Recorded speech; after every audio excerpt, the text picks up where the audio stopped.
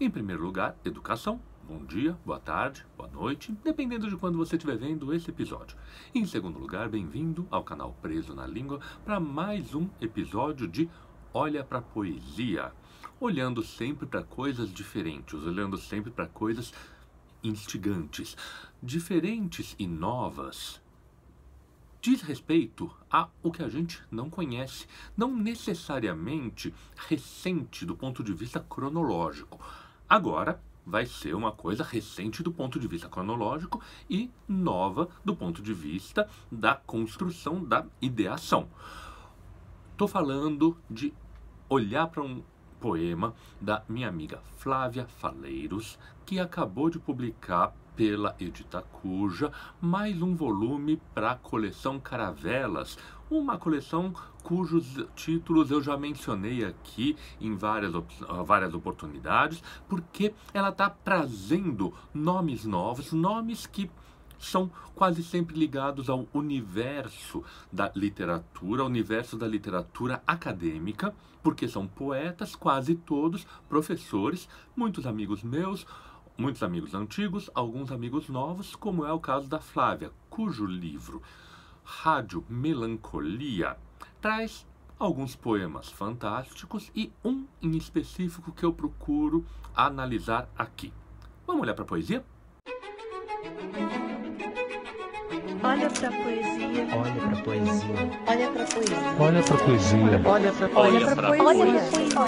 Olha pra poesia. Olha pra poesia.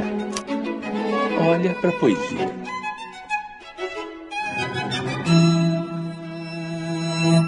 Pois bem, o título do livro, Rádio Melancolia, já é alguma coisa que chama atenção. A gente tem a ideia de pensar em melancólico como uma coisa triste. Muitos dos poemas do livro não são tristes, são alegres.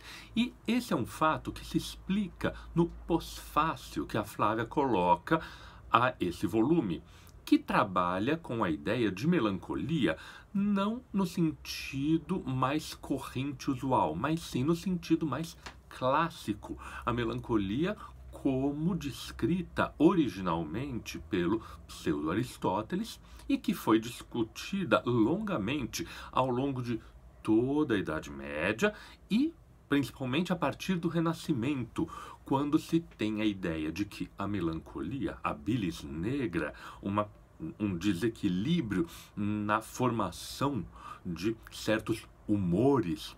Vamos lembrar? Humores são na medicina tradicional, na medicina antiga, os diversos líquidos que compõem o nosso corpo. São vários os humores e ter um mau humor é justamente estar com um dos líquidos meio desequilibrado.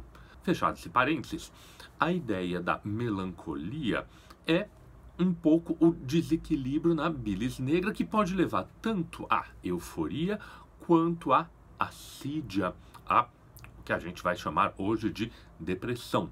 Por isso, os poemas de Rádio Melancolia são alternados. Eles têm de tudo um pouco. Eles têm a alegria, têm o entusiasmo, mas têm a coisa mais parada, mais meditativa. E é nesse sentido, na verdade, mesclando, ficando a um meio caminho do eufórico com o mais meditativo, que eu acho interessante trazer aqui o poema Ave Maria. Findas as fainas dos dias, o céu é uma pátria distante, projetada entre os vãos estreitos de edifícios que assombram e iludem. Eles parecem arranhar o infinito, mas lá só os pássaros habitam, e seu canto conjunto é uma grande nuvem que borrifa a terra dia a dia, com melodias próprias para a conservação da poesia. Vidas engastadas umas sobre as outras. Os fiéis rezam. Poema curto, poema um pouco mais tradicional, porque nesse livro há vários poemas inusuais. Muitas vezes a Flávia recorre ao recurso do poema em prosa. Aqui não. Esse é um poema tradicional que inclusive lança mão das questões rítmicas tradicionais. Por exemplo, é um poema que cresce, abre e fecha. Como assim cresce? A primeira estrofe, ela apresenta primeiro um verso de 7 sílabas, depois outro verso de 7 sílabas, um verso de 8 sílabas, um verso de 9 sílabas. Nem sempre a gente presta atenção nessas coisas, mas ao ler, essas informações são percebidas, mesmo que subconscientemente. E o que abre? Justamente a observação. Essa observação que se dá a partir dos prédios, dos edifícios que estão distantes e para além dos edifícios está o céu, é uma observação interessante porque ela põe o sujeito lírico num lugar parado, observando a distância e dando perspectiva. A perspectiva é criada sempre pelo ponto de vista de alguém que vê. Não existe a perspectiva naturalmente. Precisa de alguém para criar um ponto de fuga. Precisa de alguém para criar um ponto para onde se olha. E esse ponto aqui é dado no infinito do céu, reforçado pelos edifícios que iludem justamente.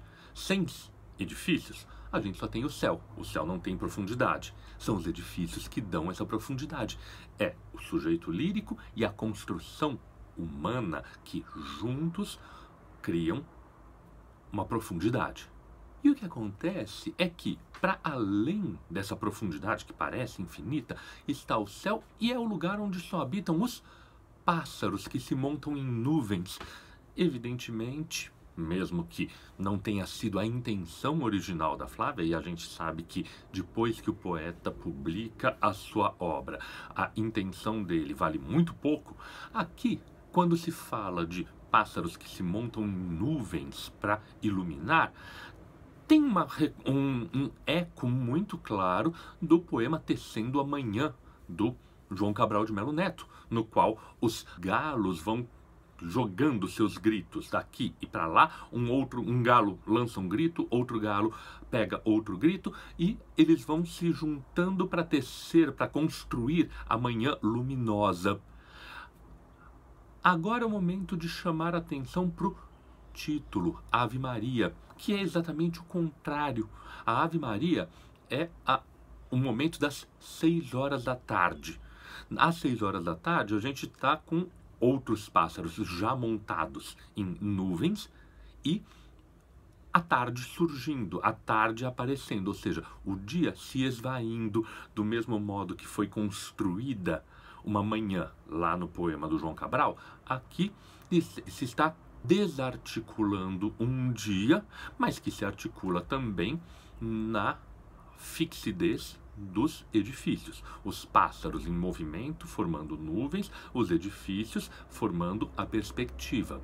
Os pássaros têm essa melodia própria para a conservação da poesia. E aqui acho que é interessante a gente fazer uma abertura para referir um outro poema dentro do mesmo livro, porque é óbvio, a gente lê poemas, às vezes a gente dá de cara com poemas soltos, como aqui. Você que eventualmente está vendo esse vídeo não tem provavelmente acesso ao livro da Flávia. Você está pegando uma informação solta. Eu, que li o livro inteiro, faço outro tipo de referência. Você faz as referências com aquilo que você tem na cabeça. Se você já tinha ouvido falar do Tecendo a Manhã, você pode ter feito essas relações. Eu faço outras. E fazendo as relações com o interior do livro, eu chamo atenção aqui para um outro poema, agora um poema em prosa, que se chama Poética. Na Poética, a Flávia menciona o seguinte: não há momentos poéticos, há poemas e há momentos que os são. Há momentos que são poesia. E aqui é uma coisa importante.